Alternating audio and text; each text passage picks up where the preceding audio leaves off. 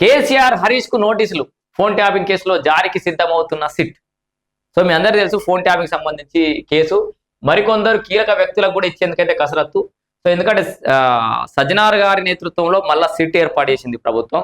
ఆ సిట్ చాలా స్పీడ్గా పనిచేస్తుంది, వీళ్ళకి నోటీసులు కూడా ఇచ్చింది.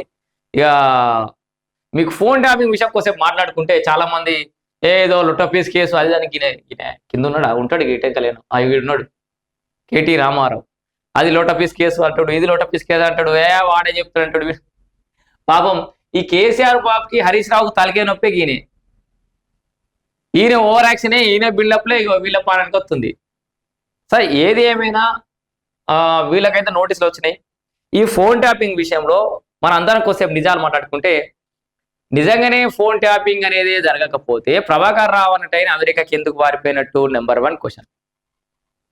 ఇండియాకి రావడానికి ఎందుకు టైం తీసుకున్నట్టు నెంబర్ 2 క్వశ్చన్. సరే వచ్చి ఎదుర్కోవచ్చు, విచారణ సహకరించవచ్చు.